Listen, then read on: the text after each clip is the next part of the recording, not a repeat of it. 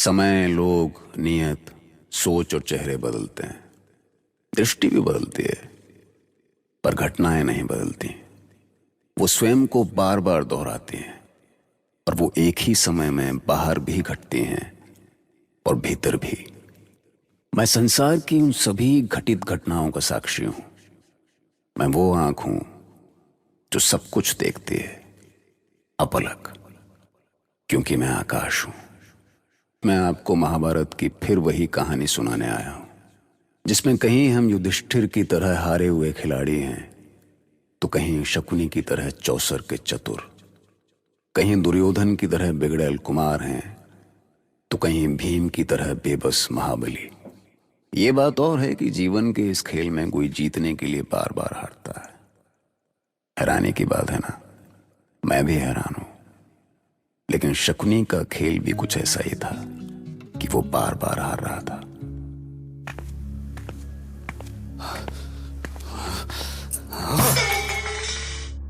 आपकी बुद्धि तो भ्रष्ट नहीं हो गया ना मामा? हाँ? जब आपको खेलना नहीं आता तो चौसर के इस आयोजन की आवश्यकता क्या थी मामा? आपको क्या लगता है, क्या मैं अपने अपमान का बदला लेने का कोई और तरीका नहीं ढूंढ सकता था? क्यों मेरी नाक कटवा रहे हो मामा? लोमड़ी सा सोचो, बाघ सा नोचो भांजे। तुम बहुत कच्चे हो, इसीलिए मामा शुकनी से प्रश्न कर रहे हो। ये जीवन एक खेल है, संख्याओं का मेल है। सिर्फ खेल देखो भांजे, सिर्फ खेल देखो। देख तो रहा हूं मामा, देख तो रहा हूं। उन पांडवों के मुख पर मुस्कान देख रहा हूं, अपनी नाक कटते देख रहा हूं मामा। और कितना दिखाओगे, क्या दिखाओगे? मिट्टी डालो भांजे, अपने इस तुच्छ ज्ञान पर मिट्टी डालो। कुछ सच भविष्य के गर्भ में छुपे होते हैं, जिन्हें तुम्हारी ये साधारण आंखें हैं ना, नहीं देख सकती। इसलिए धीरज रखो भांजे। धीरज के कारण ही तो ये इतना कुछ देख लिया मामा, पर अब और नहीं देखा जाता ना। और नहीं, मेरा धीरज टूट रहा है मामा। मेरे ये पासे वो तूफान है जो पांडवों को उड़ा के ले जाएंगे भांजे। पांडवों की ये विजय तो बस उस तूफान से पहले की शांति है, शांति। तो इस बार क्या होगा? क्या वो हारे हुए सारे गांव, सारे हाथी और घोड़े हमें वापस मिल जाएंगे? तुम बस देखते रहो भांजे, और मेरी तरह लोमड़ी सा सोचो और बाघ सा नोचो। ये भरत वंश का दुर्भाग्य है विदुर। विनाश का आरंभ है ये द्यूत। मैं कभी इस द्यूत क्रीड़ा के पक्ष में था ही नहीं तात। परंतु इस द्यूत से भी बड़ा दुर्भाग्य है शस्त्र प्रदर्शन। मैं समझ नहीं पाता कि अतिथि के रूप में आए हुए इन पड़ोसी राजाओं को किसने आमंत्रित किया है। और कौन करेगा तात? मामा शकुनी के इशारे पर भांजे दुर्योधन ने आमंत्रित किया है। तो क्या इसे ज्ञात नहीं है कि आपसी क्रीड़ा में पड़ोसी राजाओं को आमंत्रित करना राजधर्म के विरुद्ध है? ये शकुनी की कूटनीति है तात। उसने सोचा होगा कि यदि कोई हस्तक्षेप करे तो बल प्रयोग किया जा सके। मैं जानता था कि विदुर ऐसा ही होगा। इस बार दाव पे क्या लगा रहे हो भांजे दुर्योधन? रत्न भंडार। मैं अपना रत्न भंडार दांव पे लगाता हूं मामा। तो मैं भी रत्न भंडार दाव पर लगाता हूं। ये रहा 5। ये मारा 5 नहीं 3। इस बार तुम बाजी हार गए महाराज युधिष्ठिर। रुको मामा शकुनी, बिना खेले आप अपनी जीत की घोषणा नहीं कर सकते। हाथ कंगन को आरसी किया, अभी देख लेते हैं। ये रहा 5। अब तो ठीक है ना धर्मराज, अब तो हम जीत गए ना? हैं?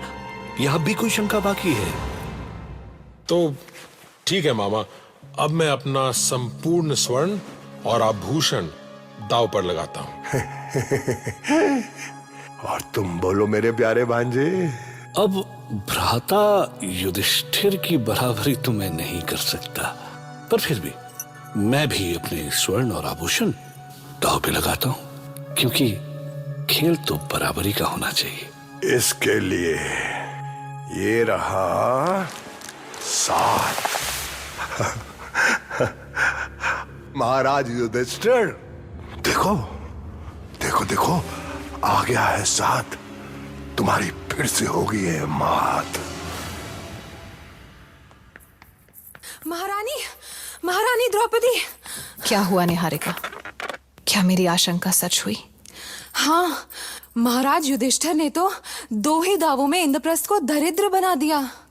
बस, अब आगे कुछ मत कहो, मैं सुन नहीं पाऊंगी। पर महारानी, सच तो सच है, इसे स्वीकार तो करना होगा। ये सच तो मैंने उसी समय स्वीकार कर लिया था जब दुर्योधन का निमंत्रण आया था। तभी मुझे इसका आभास हो चुका था। सुनो, क्या अभी भी पांडव खेल रहे हैं? जी महारानी, ये खेल अब रुकने नहीं वाला है देवी।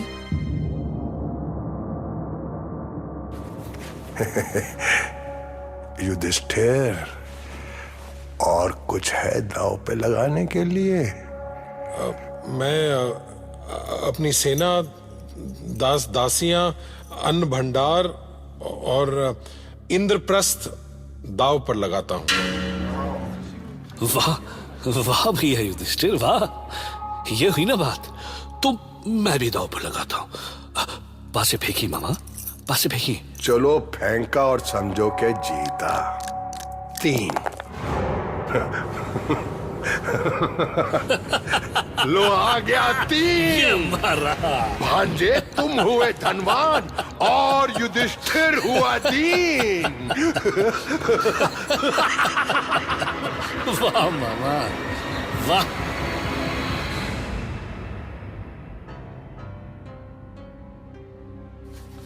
ये पांडवों की नहीं, कुरुवंश की हार है विदुर।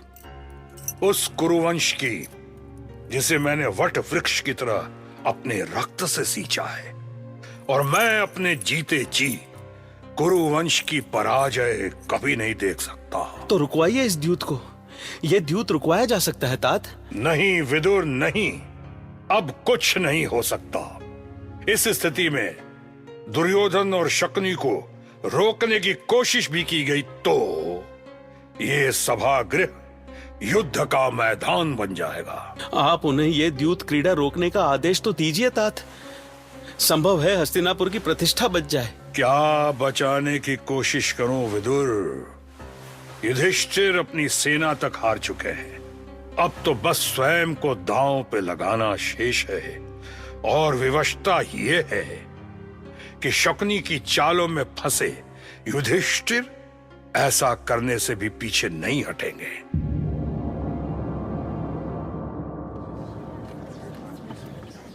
भैया, अब बंद कीजिए विनाशकारी खेल और चलिए यहां से। पर भीम, धर्मराज खेल छोड़कर जाएंगे कहां? चूहे की बिल में या द्रौपदी के दिल में? अब तो तुम्हारे पास इंद्रप्रस्थ तक नहीं है। जो कुछ तुम हार गए हो, वो सब कुछ वापस पाने के लिए एक ही रास्ता है। दांव लगाओ, लगाओ दांव, जो अभी भी शेष है उसे लगाओ। मामा सत्य कह रहे हैं बड़े भैया। विचार मत करो धर्मराज, सत्यानाश हो जाएगा। दांव लगाओ। आप सुन रहे हैं महाराज? कुरुवंश के लिए जितना मान सम्मान पितामह भीष्म ने अर्जित किया है, कुमार दुर्योधन उसे मिट्टी में मिला रहे हैं। मुझे दुख है विदुर कि मैं कुछ नहीं कर पा रहा हूं। आप महाराज हैं, हस्तिनापुर के सम्राट, और आप विवशता की बातें कर रहे हैं। आप देख नहीं सकते, पर क्या आपको सुनाई भी नहीं देता? क्या आपने कभी सोचा था कि दुर्योधन का द्वेष इस सीमा तक जाएगा कि वो पांडवों का मान सम्मान मिटाकर उन्हें अपना दास बनाना चाहेगा? नहीं विदुर, नहीं। मुझे नहीं लगता कि वो इतना कुछ करेगा। तुम नाहक भयभीत हो रहे हो। आप सच को झुठलाने की भूल कर रहे हैं महाराज। यदि आप हस्तिनापुर को विनाश से बचाना चाहते हैं तो इस द्यूत क्रीड़ा को अभी रोक दें। मेरी बात समझने का प्रयास करें महाराज। हस्तिनापुर सर्वनाश के सन्मुख खड़ा है। बस बस तात विदुर, बस। इस सभा को बाधित करने का प्रयास ना करें, अन्यथा ऐसा ना हो कि हस्तिनापुर के पहले सर्वनाश आपको देखना पड़े। विवेक से काम लो कुमार दुशासन। तुम्हें पता नहीं तुम क्या बोल रहे हो। मुझे अच्छी तरह पता है तात। मुझे समझाने का प्रयास ना करें।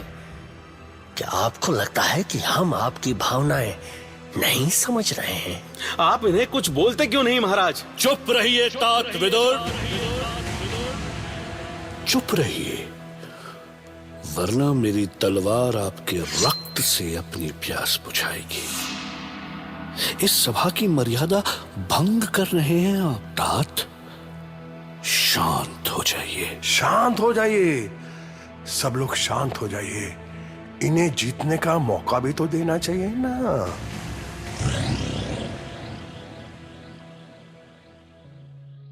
निहारिका, द्युत सभा में क्या हो रहा है?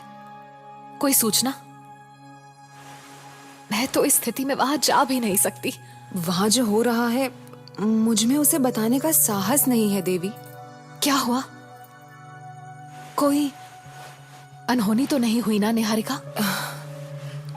इससे अधिक अनहोनी और क्या होगी महारानी। महाराज युधिष्ठिर पूरा इंद्रप्रस्थ हार चुके हैं। क्या? ये क्या किया धर्मराज ने? मैं ये सब बंद करा कर रहूंगी। अब ठहरिए देवी, आप रजस्वला हैं। ऐसे में आप सभा में कैसे जा सकती हैं? काश आप ये सब सुनने के लिए हस्तिनापुर आती ही नहीं। मैं जानती थी यही होने वाला है। मैं जानती थी उस नीच दुर्योधन के षड्यंत्र को। मैं जानती थी। यदि खेल आगे बढ़ा तो अनर्थ हो जाएगा महाराज। अपने पुत्र की बातें सुनी आपने? दुर्योधन में पांडवों से सीधे लड़ने का साहस नहीं है, इसलिए वो दुष्ट शकुनी के इशारे पर नाच रहा है। यदि आपने इस खेल को यहीं पर बंद नहीं करवाया तो कुरुवंश के साथ साथ सारे आर्यवर्त का भविष्य अंधकार में डूब जाएगा महाराज।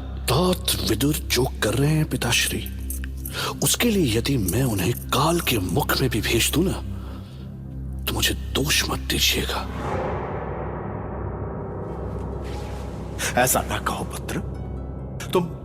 तुम नहीं जानते कि तुम्हारे तात विदुर सदा तुम्हारा हित चाहते हैं। मुझे मत समझाइए पिताश्री, कौन मेरा हित चाहता है कौन नहीं मैं सब जानता हूं। जैसे कर्म है इनके, इससे तो ये मेरे तात हो ही नहीं सकते, 100 जन्मों में भी नहीं। एक दासी पुत्र दुर्योधन का तात कभी हो नहीं सकता पिताश्री। तुम निरंकुश हो रहे हो पुत्र, भले बुरे की पहचान भूल रहे हो। विदुर जैसे ज्ञानी का परामर्श व्यर्थ नहीं है। मैं जो कुछ भी करूंगा पिताश्री इस दासी पुत्र की इच्छा से तो बिल्कुल नहीं करूंगा। भले ही आप उसे निरंकुशता कहें, पर ईश्वर सदा मेरे साथ है और मैं सदा उसी के कहे पर चलता हूं। शांत हो जाइए, सब लोग शांत हो जाइए और मेरी एक बात ध्यान से सुन लें। धर्मराज युधिष्ठिर ने अपने अनुज नकुल को दांव पे लगाया है।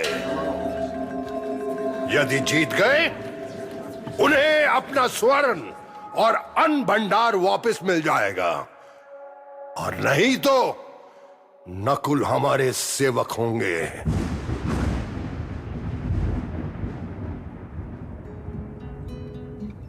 इस बार भी कुमार युधिष्ठिर की बाजी हाथ से निकल गई। अब निकल गई, क्या करें? उसके पास हताशा के अलावा कुछ नहीं बचा, सब हार गया। लेकिन आपको मालूम है, हार का सबसे बड़ा कारण सही फैसले न ले पाना। Risk is a part of every game, but shouldn't it be a calculative risk? नहीं, ऐसे सवाल आया मन में तो पूछ लिया। एनीवेज, उधर कुटिल शकुनी दुर्योधन की बुद्धि और विवेक पर छा चुका था, और इधर पितामह भीष्म और महाराज धृतराष्ट्र कुछ नहीं कर सकते थे। कुछ नहीं मतलब नथिंग। सुनते रहिए महाभारत।